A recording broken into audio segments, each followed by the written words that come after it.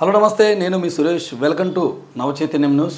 ఇక మార్నింగ్ న్యూస్లో news papers రివ్యూలో భాగంగా మనం కొన్ని ప్రధాన దినపత్రికలు వచ్చినటువంటి వార్తలను చూద్దాం.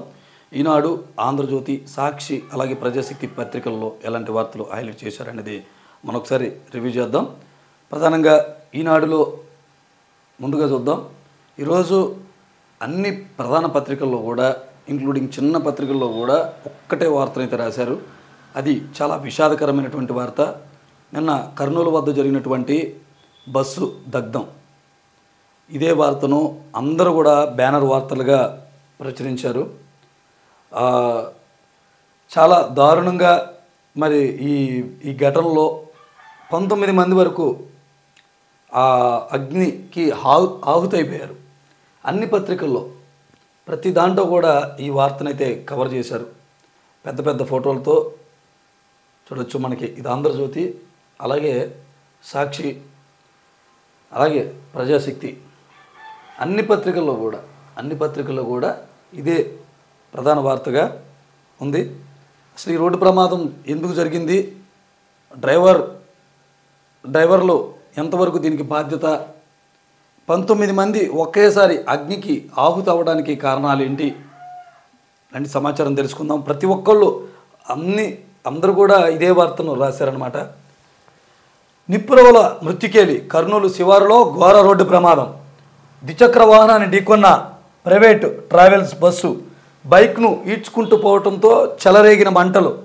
నడి రోడ్డుపై నిలువున తగలబడిపోయిన బస్సు. హైదరాబాద్ నుంచి బెంగళూరు వెళుతుండగా దుర్ఘటన. 19 మంది ప్రయాణికుల సజీవ దహనం. ద్విచక్ర వాహనదారుడి దుర్మరణం. డ్రైవర్ల నిర్లక్ష్యమే వారికి మరణ శాసనం. హైదరాబాద్ నుంచి బెంగళూరు బయలుదేరినటువంటి బస్సు కూకట్పల్లి నుంచి ఇది బయలుదేరింది. అయితే కర్నూలుకి రాగానే కర్నూలు నగర శివారులో 44వ జాతీయ రహదారిపై శుక్రవారం తెల్లవారుజామున ఘోర రోడ్డు ప్రమాదం సంభవించింది. ఓ ప్రైవేట్ ట్రావెల్స్ బస్సు ముందు వెళుతున్న ద్విచక్ర వాహనాన్ని ఢీకొట్టి తగలబడిపోయింది. ఈ దుర్ఘటనలో 19 మంది ప్రయాణికులు సజీవ దహనమయ్యారు. ద్విచక్ర వాహనదారుడు కూడా ప్రాణాలు కోల్పోయారు. తెల్లవారుజామున అందరూ గాఢ నిద్రలో ఉన్న సమయంలో బస్సు ప్రమాదానికి గురై మంటలు వ్యాపించడం, డ్రైవర్లు వెంటనే అప్రమత్తం చేయకపోవడంతో ప్రయాణికులు తప్పించుకునే అవకాశం లేక మంటల్లో మాడి మసైపోయారు. కొందరు ప్రయాణికులకు మెలకువ వచ్చినప్పటికీ ప్రమాద తీవ్రతకు బస్సు తలుపులు మూసుకుపోవడంతో అందులోనే చిక్కుకుపోయారు. రక్షించండి అంటూ పెద్ద ఎత్తున ఆర్తనాదాలు చేసినా కాపాడేవారే కరువయ్యారు. కొందరు అద్దాలు బద్దలు కొట్టి బయటపడగా మిగతా వారు పగుకు స్పృహ కోల్పోయారు. మనం అప్పుడప్పుడు వింటూ ఉంటాం, మాడి మసైపోవాలి అని ఎవరైనా తిట్టడం కానీ లేకపోతే ఈ పదాలు వింటూ ఉంటాం. కానీ కళ్ళ ముందే అది జరిగింది. అంత ప్రమాదం జరుగుతున్నా కానీ ఎవరు బయట వాళ్ళు రక్షించడానికి లేదు, లోపల ఉన్న వాళ్ళకి అసలు ఏం జరుగుతుందో తెలియదు. పోనీ వాళ్ళు బయట పడదామంటే పడలేని పరిస్థితి. ఒక పక్క దట్టమైన పొగ, ఘాటు పొగ, ఆ బస్సులో ఉండే ఏదైతే మనకి స్లీపర్ బెడ్స్కి కర్టన్స్ ఉంటాయో అవి కూడా పూర్తిగా కాలిపోయి వచ్చే ఆ స్మెల్కి మొత్తం కూడా స్పృహ తప్పి పడిపోయారు. ఎవరన్నా సింగిల్గా ప్రయాణించే వాళ్ళు ఎవరన్నా ఉంటే వాళ్ళు బయటపడ్డారు తప్ప ఫ్యామిలీతో వెళ్ళే వాళ్ళు మొత్తం కూడా, ఒక కుటుంబం అయితే పూర్తిగా 2 చిన్నపిల్లలు 2 పెద్దవాళ్ళతో సహా చనిపోయారు. ఆ ఇంట్లో మొత్తం 19 మందిలో 4 వరకు చిన్నపిల్లలే ఉన్నారు. చూడండి ఎంత ప్రమాదం. ఈ బస్సులు వేటికి కూడా ఫిట్నెస్ అనేది ఉండదు. ఆ ఫిట్నెస్ చెకింగ్ చేస్తారా అంటే ఆర్టీఓ అధికారులు చేయరు. ఇలాంటి ప్రమాదాలు జరిగినప్పుడు మాత్రం హడావిడిగా చేస్తారు. చూడండి బస్సు మొత్తం కూడా ఐరనే, ఎక్కడా కూడా లేదు. ఆటోమేటిక్ సెన్సార్, ఈ డోర్లు ఓపెన్ అవ్వాలని ఆటోమేటిక్గా డ్రైవర్ దగ్గర నుంచి స్విచ్ వేయటం ఇలాంటివి చేయాలి. వాయువేగంతో ప్రయాణిస్తూ ఉంటాయి ఈ బస్సులు. ఇక హైవే రోడ్డు మీద చెప్పనవసరం లేదు వీటి స్పీడు. అయితే ఈ క్రమంలో ఒక ద్విచక్ర వాహనాన్ని ఢీకొనడంతో ఆ ద్విచక్ర వాహనదారుడు ఆయన కూడా కొంత దూరం ఎగిరి పడిపోయి ఆ యువకుడు చనిపోయాడు. వాళ్ళ అమ్మగారు అనమాట. చూడండి, రమేష్ తల్లి, ఎవరైతే ద్విచక్ర వాహనదారుడు ఉన్నాడో అతని తల్లి. ఈ మధ్య అతనికి పెళ్లి సంబంధాలు కూడా చూస్తున్నారట. రోజు 8 గంటలకల్లా ఇంటికి వచ్చే కొడుకు తెల్లవారుజామున 3 గంటల దాకా ఏం చేస్తున్నాడనే ప్రశ్నలు కూడా అక్కడ వినబడుతున్నాయి. ముందుగా ద్విచక్ర వాహనాన్ని ఈ బస్సు అతివేగంతో పైగా జోరు వర్షం కూడా పడుతుంది. ఈ బస్సు వెళ్ళి ఢీకొట్టడంతో ఆ బైక్ పై వెళ్తున్న వ్యక్తి గాల్లో ఎగిరి కొంత దూరం ఎగిరిపోయి పడిపోయాడు. ఆ బస్సును మాత్రం ఆ బస్సు మాత్రం ద్విచక్ర వాహనాన్ని 200 మీటర్ల వరకు ఈడ్చుకెళ్ళినట్టు పోలీసులు చెప్తున్నారు. దాని నుంచి ఆ పెట్రోల్ ట్యాంక్ ఊడిపోయి నిప్పులు చెలరేగి ఈ ప్రమాదం అంతటికీ కూడా కారణం. పోనీ ఆ మంటలు వ్యాప్తి ఎప్పుడైతే ద్విచక్ర వాహనాన్ని కొంత దూరం ఈడ్చుకెళ్ళిన దూరం ఈడ్చుకెళ్ళింది, తర్వాత బస్సు ముందుకు కదలేని స్థితిలో ఉన్నప్పుడు మాత్రమే డ్రైవర్లు కిందకు దిగారు. ఈ ప్రమాదం నుంచి తప్పించుకునేందుకే వీళ్ళంత వేగంతో వెళ్ళినట్టు పోలీసులు ఒక నివేదిక తెలిపారు, ఒక ప్రాథమిక దర్యాప్తుకు వచ్చారనమాట. ఈ ప్రమాదాన్ని వీళ్ళు ముందుగా ఊహించకపోవటం, ఈ ప్రమాదం బయటపడుతుందనే ఉద్దేశంతో ఈ బైక్ ప్రమాదం దీని నుంచి తీసే ప్రయత్నం చేశారు. ఇదేమో ఎదర బంపర్ దగ్గర లోపలికి వెళ్ళిపోయింది. ఈ బస్సులకు ఉన్న ప్రత్యేకత ఏమిటంటే రన్నింగ్లో కొంచెం హైట్గా ఆ బంపర్ నుంచి కొంచెం రోడ్డు నుంచి హైట్గా లేస్తాయి రన్నింగ్లో. మిగతా బస్సు శాంతం ఆపేసినప్పుడు ఈ యాక్సిల్ అనేది కిందకు ఉంటుంది, రన్నింగ్లో యాక్సిల్ అనేది పైకి వస్తుంది. అలా బస్సు నిలపడంతో ఈ ద్విచక్ర వాహనం ఇక్కడే ఉండిపోయింది. మన జూన్లో కనపడుతూ ఉంటుంది, ఇక్కడ ఉంటుంది ద్విచక్ర వాహనం. అలాగే ఇక్కడ గ్యాస్ సిలిండర్ చిన్నగా ఉంటుంది అనమాట. ఇది మనకి అగ్ని ప్రమాదం సంభవించినప్పుడు ఉండేది. అది ఇక్కడ అది పేలడంతో ఇక్కడ ఇది పేలడంతో మొత్తం ఈ డోర్ మొత్తం కూడా లాక్ అయిపోయింది. బస్సులో ఎటువంటి సేఫ్టీ ప్రికాషన్స్ లేవు. మొట్టమొదటిగా ఈ బస్సులో ఏంటంటే ఎమర్జెన్సీ డోర్స్ ఉండాలి, అవి ప్రయాణికులకు తెలిసేలాగా ఉండాలి, వాటిపైన రాయాలి, ప్రత్యేక కలర్ ఉండాలి. అలాగే ఆ బస్సులు ఏదైనా ప్రమాదం సంభవించినప్పుడు వాటిని పగలగొట్టడానికి సుత్తి లాంటి పరికరాలు ఉండాలి, కానీ అవి కూడా లేవు. ఇంత సెన్సిటివ్గా ఉంది. పైగా అవగాహన కూడా కల్పించాలి. బస్సులో ఎక్కి ప్రతి ప్రయాణికుడికి ఇక్కడ ఎమర్జెన్సీ డోర్ ఉంటుంది, ఇది ఎమర్జెన్సీ అయినప్పుడు ఎలా వెళ్ళాలి అలా వెళ్ళాలని డ్రైవర్లకు చెప్పాలి. కానీ ఆ డ్రైవర్లు కూడా తెలిసినట్టుగా అనిపించలేదు. ఎప్పుడైతే ఈ ప్రమాదం జరిగిందో వాళ్ళిద్దరు కలిసి ఆ బస్సులో 2 డ్రైవర్లు ఉన్నారు.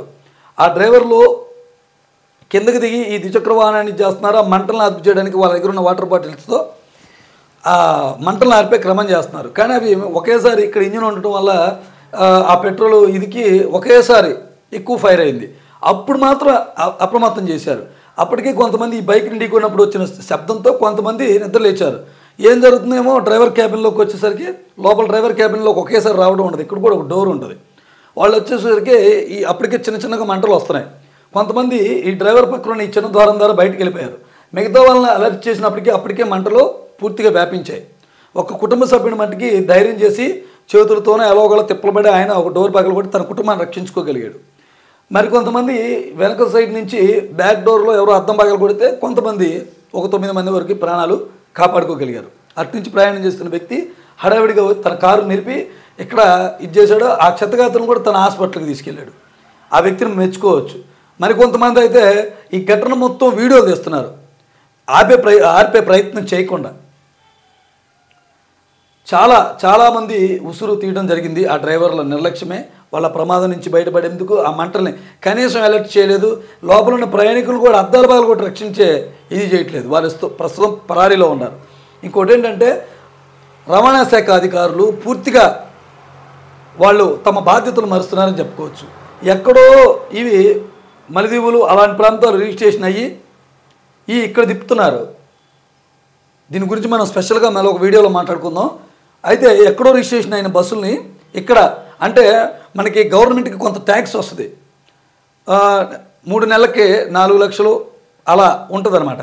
మరి అది సంవత్సరానికి వచ్చేపాటికి 6 లక్షలు 5 లక్షల వరకు ఉంటుంది. ఇలాంటి ట్యాక్స్ నుంచి తప్పించుకునేందుకు వాళ్ళు వేరే ప్రాంతాల్లో పాండిచ్చేరి అలాంటి ప్రాంతాల్లో రిజిస్ట్రేషన్ చేసుకుంటారు. అక్కడైతే ఏడాదికి 40,000 అలా ఉంటుంది, 40 నుంచి 60,000 వరకు ఉంటుంది. వీళ్ళు అలా కక్కుర్తిపడి మనకు వచ్చే రాష్ట్రాలకు వచ్చే ఆదాయానికి గండి కొడుతున్నారు. మళ్ళీ ప్రయాణికుల సుఖం అంటే వీళ్ళు జర్నీలో వాళ్ళ సేఫ్టీ కాకోకుండా కేవలం సౌకర్యాన్ని మాత్రమే చూస్తున్నారు.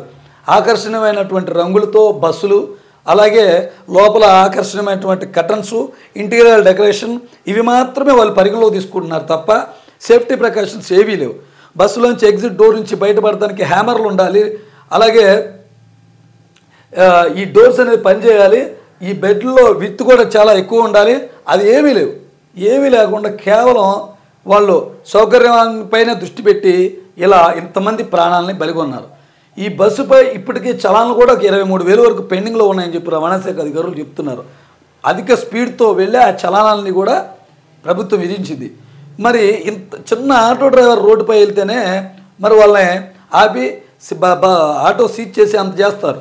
వ్యవసాయ ట్రాక్టర్లను సీజ్ చేసి అంత చేస్తారు చలాన్లు ఉంటే. బండ్లు తీసుకెళ్ళి లోపల పెట్టి ఆ చలాన్లు కట్టిరమ్మంటారు. మరి ఇంత పెద్ద బస్సులు దర్జాగా తిరుగుతుంటే రవాణా శాఖ అధికారులు కళ్ళల్లో ఏం పెట్టుకుని చూస్తున్నట్టు అనేది ప్రజలు కఠినంగా నిలదీస్తున్నారు. ఇప్పటికిప్పుడు ఈ బస్సు ప్రమాదం జరిగిన తర్వాత కొన్ని బస్సులు సీజ్ చేశారు అంటే వాళ్ళ నిర్లక్ష్యం అక్కడే అర్థమవుతుంది ఏ స్థాయిలో వాళ్ళు నిర్లక్ష్యంతో ఉన్నారో. వీళ్ళు కనుక రోడ్ల పైకి వచ్చి ఇలాంటి బస్సుల్ని కనుక సీజ్ చేస్తే ఎంతమంది ప్రాణాలను కాపాడవచ్చు. ఏదైనా స్కూల్ బస్సు ప్రమాదం జరిగితే అప్పుడు స్కూల్ బస్సుల్ని వాళ్ళు తనిఖీలు చేస్తారు. ఇలా రోడ్డు ప్రమాదాలు జరిగినప్పుడు అప్పుడు తనిఖీలు చేస్తారు. మిగతా టైంలో చక్కగా 3 పూట్ల భోజనం చేసి 4 పూట్ల స్నాక్స్ తిని చక్కగా పడుకుంటారు. చూడండి ఈ తల్లి ఆవేదన. ఏపీ స్లీపర్ బస్సు బయటంతా ముసురు, వెచ్చగా దుప్పట్లు కప్పుకొని గాఢ నిద్రలో ఉన్నారు ప్రయాణికులు. కానీ అదే ఆఖరి నిద్ర అవుతుందని, తమ జీవితం కాసేపట్లో ముగిసిపోతుందని ఆ క్షణం వారెవరికీ తెలియదు. వాయు వేగంతో దూసుకుపోతున్న బస్సులో చెలరేగిన మంటలు తప్పించుకునే దారి లేక ప్రయాణికుల ఆర్తనాదాలు మాటలకు అందని విషాదానికి సాక్ష్యాలుగా మిగిలిపోయాయి. 19 మంది నిండు ప్రాణాలు నిలువెత్తు మంటల్లో బూడిదయ్యాయి. అలాగే మార్చి 16 నుంచి 10వ తరగతి పరీక్షలు ప్రభుత్వానికి ప్రతిపాదనలో పంపిన పాఠశాల విద్యాశాఖ. 10వ తరగతి పరీక్షలు మార్చి 16 నుంచి ప్రారంభం కానున్నాయి. ఈ మేరకు పాఠశాల విద్యాశాఖ ప్రభుత్వానికి ప్రతిపాదనలు పంపింది. నవంబర్ 1వ తేదీ నుంచి పరీక్ష ఫీజు చెల్లించేందుకు అవకాశం కల్పిస్తారు. అందుకు దాదాపు నెల రోజుల సమయం ఇవ్వనున్నారు. ఈ ఏడాది కొత్తగా హాలు టికెట్ల వెనక భాగం పరీక్ష కేంద్రం రూట్ మ్యాప్ను ముద్రించుతున్నారు. అందులోని QR కోడ్ స్కాన్ చేస్తే పరీక్ష కేంద్రానికి ఎలా చేరుకోవాలో మ్యాప్ వస్తుంది. మరోవైపు చదువులో వెనుకబడిన విద్యార్థుల కోసం ప్రత్యేకంగా 100 రోజుల ప్రణాళికను డిసెంబర్ నుంచి అమలు చేయనున్నారు. పరీక్షల నిర్వహణకు అవసరమయ్యే చీఫ్ సూపరింటెండెంట్ డిపార్ట్మెంటల్ అధికారి ఇన్విజిలేటర్లను ఆన్లైన్ ద్వారా ఎంపిక చేస్తారట. అలాగే ఆంధ్రజ్యోతిలో పూర్తిగా ఈ బస్సు ప్రమాదానికి సంబంధించిన వార్తని ప్రధానంగా రాశారు. అలాగే ఈ రిజిస్ట్రేషన్ల వ్యవహారం కూడా వీళ్ళు చాలా క్లియర్ కట్గా రాశారు. ఆంధ్రజ్యోతిలో ఎక్కడ రిజిస్ట్రేషన్లు చేపించి ఎక్కడ తిప్పుతున్నారు ఈ ప్రైవేట్ బస్సుల దందా ఏంటనే దాని గురించి పూర్తిగా ఉందన్నమాట. చూడొచ్చు మనకి. దీన్ని మనం ప్రత్యేకంగా ఒకసారి మాట్లాడుకుందాం. ఇక్కడ చూడండి రవాణా శాఖ అధికారులు ఎంత తాపీగా ఎన్ని బస్సులు ఉన్నాయో చూడండి. ఈ అన్నింటిని కూడా వీళ్ళు సీజ్ చేశారన్నమాట. ఫోటోకి పోజులు ఇచ్చారు. చూద్దాం వాటి గురించి కూడా చూద్దాం. అలాగే సాక్షిలో కూడా మృత్యు శకటం అని చెప్పి ఈ బస్సు ప్రమాదానికి సంబంధించినటువంటి ఫోటోలను వీళ్ళు వేశారు.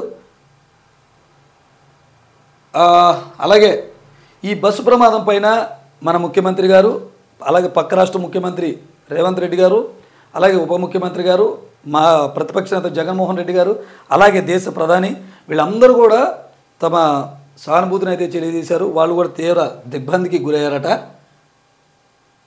రవాణా శాఖ అధికారులు మాత్రం డ్యూటీ చేయమని వాళ్ళు చెప్పరు. వాళ్ళు చెప్పినా వీడి చేయరు. ఇక అలాగే పట్టుకొడుతున్న వానలు అన్నదాతకు వాయుగుండం. పలు జిల్లాల్లో వరికి పొట్ట దశలో తీరని నష్టం. పంటలను కాపాడుకునేందుకు రైతులు నానా ఆగచాట్లు. దాదాపు 1.5 ఎకరాల్లో పంటలు దెబ్బతిన్నట్టు ప్రాథమిక అంచనా. మోందా దూసుకొస్తోంది. 27వ తేదీకి తుఫానుగా మారనున్న అల్పపీడనం. 27, 28 తేదీల్లో కూడా భారీ వర్షాలు ఉన్నాయట. ఇక లక్ష్మీనాయుడు హత్య కేసు నీరుగచ్చే కుట్రలు. విచారణ లోపభూయిష్టంగా సాగుతోంది. కేసు దర్యాప్తు CBIకి అప్పగించాలి. కాపు బలిజ సంఘాల జేఏసీ డిమాండ్. మాట్లాడుతున్న నాయకులు. అలాగే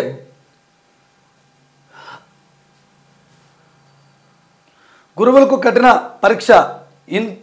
ఇన్ సర్వీస్ వారికి ఉపాధ్యాయ అర్హత పరీక్ష నిర్వహణపై వాళ్ళు ఆగ్రహం వ్యక్తం చేస్తున్నారట. రివ్యూ పిటిషన్ లేకుండా నోటిఫికేషన్ ఇవ్వడంపై వాళ్ళు గరంగరంగా ఆడుతున్నారు.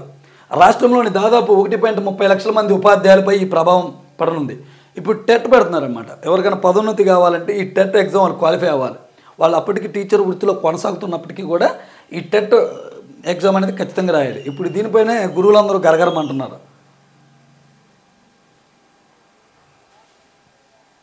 సో ఇవి ఈరోజు పత్రికల రివ్యూ అన్నమాట.